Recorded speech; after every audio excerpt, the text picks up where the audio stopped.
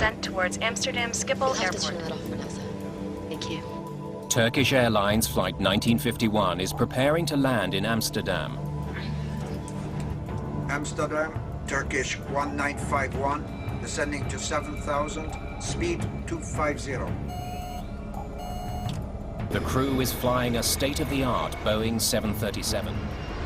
Flaps 15. Localizer alive, localizer capture.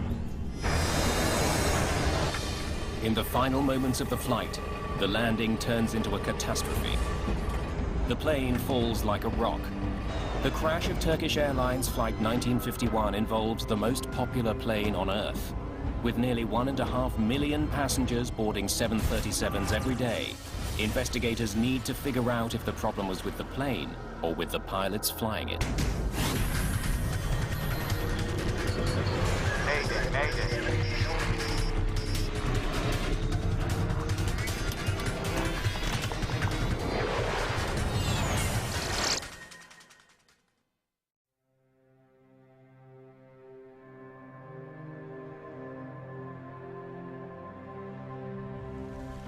On the morning of February the 25th, 2009, Turkish Airlines Flight 1951 becomes the first plane to crash at Amsterdam's Schiphol Airport in more than 10 years.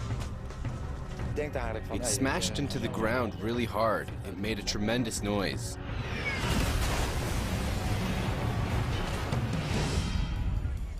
The plane hits the ground in a muddy field just north of runway 18 right. Since the crash was so close to the airport, rescue workers arrive quickly. Most of the passengers have survived, but many are badly injured. Survivors are taken straight to local hospitals. Images of the Amsterdam accident quickly spread around the world. This is the third crash of a passenger jet in the past 6 weeks. The sudden nature of this accident adds to the mystery. It doesn't take long for the Dutch safety board to arrive at the scene. They will be investigating this accident, but they won't be alone. The crash involved an American-made plane, so the U.S. National Transportation Safety Board sends Joe Sador, one of its most experienced investigators, to Amsterdam. When it's a non-U.S. registered aircraft that crashes overseas, such as this Turkish Airlines, we are the state of manufacture and design of the airframe, and also, in this case, the engines. Fuselage in 3 large pieces, engines forward of the main wreck site. Flight 1951 was one of the most advanced aircraft in the skies, the Boeing 737-800 series. It's designed to travel longer routes at higher altitudes. The new generation 737 is still the best airplane Boeing ever built. We developed an airplane that had an improved wing, improved avionics, simpler systems that required less maintenance. Investigators know this isn't just any plane. The 737 is the world's best-selling commercial jet. Finding out why this one crashed is imperative. There are more than 5,000 of them in the skies. They carry about 1.5 million passengers a day. Investigators must quickly determine if there's a flaw with the plane that could cause another accident. What they know so far is that Flight 1951 had been traveling from Istanbul, Turkey, to Amsterdam. There were 128 passengers on board the early morning flight, including 4 engineers from Boeing. Ladies and gentlemen, we're beginning our descent towards Amsterdam Schiphol Airport. Please raise your seatbacks to the upright position and stow away your tray tables. There was no mention on board of any kind of trouble in the cockpit. The crash has killed 9 people, including 3 members of the Boeing team and the pilots in the cockpit.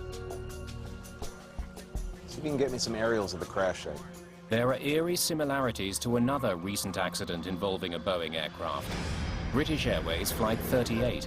Approximately a year before this, there had been a 777 short landing at Heathrow, which had a dual-engine flame out. In that accident, a Boeing 777 fell to the ground short of the runway.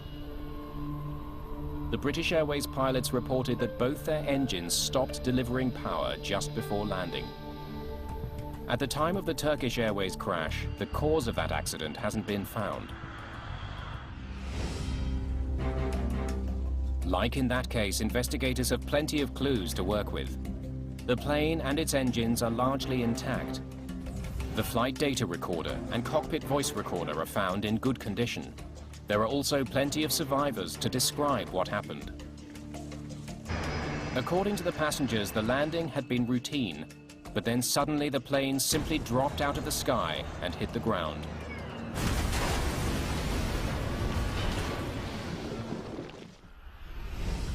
But perhaps the biggest clue comes from the crash site itself.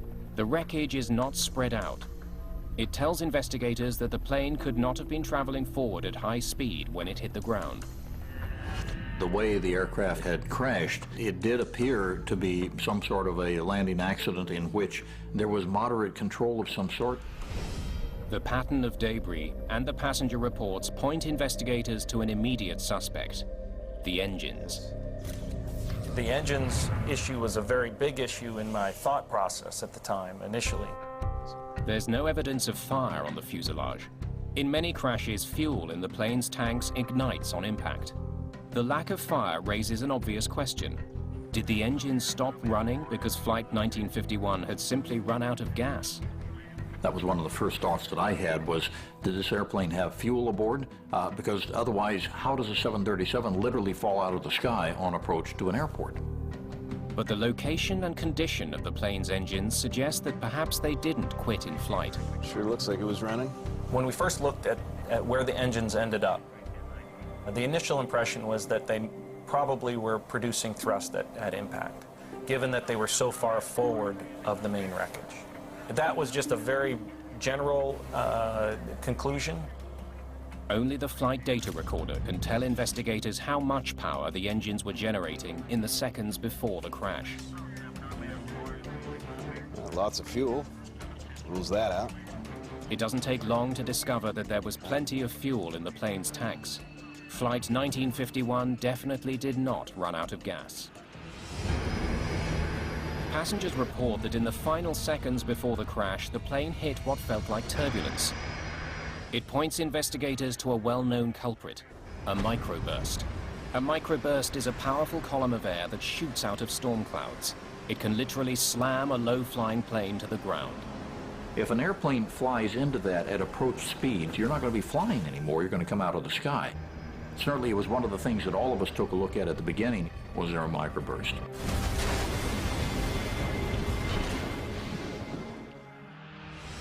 In 1985, a Delta Airlines flight was caught in a microburst while landing at Dallas-Fort Worth Airport. The plane hit the ground short of the runway. 137 people were killed. Investigators learned that there were heavy clouds above the airport at the time of the accident. A powerful gust of wind may well have accompanied them. The flight data recorder will have recorded wind speeds outside the plane. Investigators will need to analyze the flight data to prove the microburst theory. In the meantime, the rescue has led to an unusual discovery. There was 3 pilots in the cockpit, which is unusual. This is a 2-crew cockpit. So why was that 3rd pilot there? Since none of the 3 pilots survived the accident, it's all the more urgent for investigators to retrieve the data from the cockpit voice recorder. It records conversations in the cockpit. They're in luck. Because of the way that the aircraft crashed, access to the recorders and the condition of the recorders was excellent. The reason for the 3rd pilot is soon uncovered. Flying standard arrival route.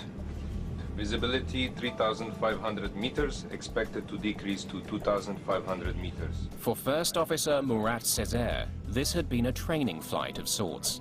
He was new to the airline and was being shown the intricacies of landing at Amsterdam's airport. In the Jepson charts, which is what all pilots use to navigate to and from Schiphol, there's 102 pages of information on Schiphol alone. So there's dozens of approaches. Runway 18 right has 3 high-speed exits to the left. The captain, Hassan Arisan, was doing double duty. He was training his first officer Make small corrections as we get close to the runway. and was in command of Flight 1951. It's because Captain Arisan was teaching that there was the third pilot in the cockpit. Olgay Ozgur was a safety pilot. He was there to keep an eye on the flight's progress during this training mission. The purpose of that second set of eyes is to make sure that the captain and the first officer, if they are in a situation where it's a little bit of a training portion of the flight, that they don't miss something. We got a clean recording? The voice recorder reveals that the 3 crew members began preparations for landing when still above 8,500 feet. Amsterdam, Turkish 1951, descending to 7,000, speed 250. But the voice recorder has picked up an unusual sound, a warning that makes no sense at this stage of the flight. One of the investigators from Boeing was a engineering pilot that came and helped with the CVR. And he's listening to see when, or are there any unusual sounds that can be heard that would not be normal. Speed okay for ILS 18 right. Descent to 4,000, ILS 18 right. The alarm keeps sounding. It's the landing gear configuration warning horn. Captain Arisan continually dismisses it. Turkish 1951, descent 4,000, ILS 18 right. Landing gear. Is that the landing gear warning? They're at 8,300 feet here. The warning is a solid clue, but investigators can't yet see how it could possibly have caused a crash. The crew of